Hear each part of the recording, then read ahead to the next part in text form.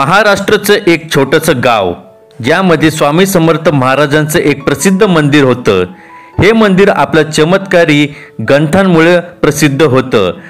गावातले लोक मानाचे श्री स्वामी समर्थ महाराज भक्तांची परीक्षा घ्यायची आणि जो खऱ्या मनाने त्यांची भक्ती करतो त्याला ते अनमोल वरदान देतात। ही स्टोरी त्याच गावातल्या एका व्यक्ती सखारामची आहे ज्याने आपल्या श्रद्धा आणि धैर्याने अनुभव घेतला।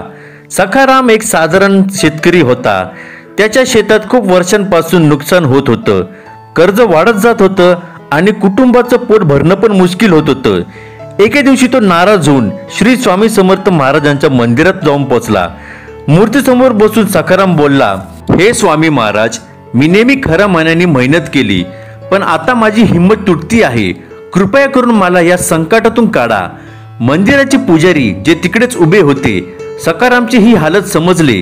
त्यांनी सांगितलं, सखाराम, स्वामी समर्थ महाराज भक्तांची परीक्षा घेता। जर तू तुझ्या श्रद्धेमध्ये खरा आहे तर स्वामी समर्थ महाराज तुझी नक्की मदत करेल। त्या रात्री सखारामने एक स्वप्न पाहिले। स्वप्नात स्वामी समर्थ महाराज आले। त्यांनी त्याला बोललं, सखाराम, उद्या सकाळी नदीजवळ जा, तिकडे जे काय भेटेल त्याला अपनव। हे तुझ्या जीवनाची परीक्षा आहे। दुसऱ्या दिवशी सखाराम सूर्य उदया आधी नदीजवळ जाऊन पोहोचला। नदीजवळ छोटीशी पोटली पाहिली। जेव्हा त्यांनी पोटली खोलली तर त्यात दागिने आणि सोन्याचे नाणे होते। सखारामला वाटलं त्याच्या अडचणी संपल्या आता, पण तेव्हा एक म्हातारा माणूस पळत आला आणि रडताना बोलला, ही पोटली माझी आहे, मी इकडे विसरलो होतो। ह्याच्यात माझे सोन्याचे दागिने आहे, जर हे हरवले तर माझं कुटुंब बर्बाद होईल। सखाराम विचारात पडला। त्याने विचार केला, ही ह्याची पोटली आहे का हे स्वामी महाराजांची परीक्षा आहे। थोडा वेळ विचार केल्यावरती त्याने ती पोटली म्हाताऱ्या माणसाला दिली।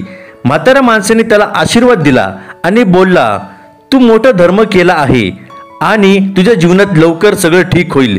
दुसऱ्या दिवशी सखारामला शेतात काम करताना एक साधू भेटला। साधू बोलला, तुझ्या अडचणीचं समाधान माझ्याकडे आहे, पण त्याआधी मला तुझी सगळ्यात अमूल्य वस्तू हवी। सखाराम विचारात पडला। त्याची सगळ्यात अमूल्य गोष्ट त्याच्या वारलेल्या आईच्या आठवणी होत्या। तो त्यांची एक फोटो नेहमी आपल्या सोबत ठेवायचा।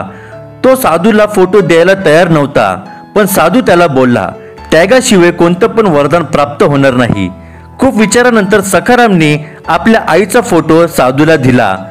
साधू हसत बोलला, तू आपल्या आठवणीच्या व्यक्तीला त्याग केला आहे, आता बघ स्वामी महाराज तुझ्यासाठी काय करता। दुसऱ्या दिवशी सखारामच्या शेतात खूप पाऊस झाला। सुकी जमीन पाण्याने भरली। सखारामला गावातल्या सावकारांनी सांगितले की त्याचे कर्ज माफ केले आहे, कारण एका अनोळखी व्यक्तीने त्याचे सगळे कर्ज भरले। सखारामला समजलं हे सगळं श्री स्वामी समर्थांची कृपा आहे। त्यांनी मंदिरात जाऊन श्री स्वामी समर्थांना धन्यवाद केलं। तेव्हा पुजारीने त्याला एक पोटली दिली। पोटलीमध्ये तेच दागिने आणि नाणे होते जे नदीजवळ भेटले होते। पुजारीने सांगितलं, हे स्वामी समर्थ महाराजांकडून तुला आहे। सखारामच्या किस्स्यानी पूर्ण गावात संदेश पोहोचवला की स्वामी समर्थ महाराज आपल्या भक्तांची परीक्षा घेता। जो खऱ्या मनाने त्यांची भक्ती करतो त्याला कधी नाराज नाही करत स्वामी महाराज। सखारामचं जीवन श्री स्वामी समर्थ महाराजांनी बदललं। त्यांनी शिकवलं की संकटाच्या वेळेस धैर्य आणि श्रद्धा ठेवणं किती महत्त्वाचं आहे। जर आपल्याला ही स्टोरी आवडली असेल तर व्हिडिओला लाईक करा आणि चॅनलला सबस्क्राईब करा।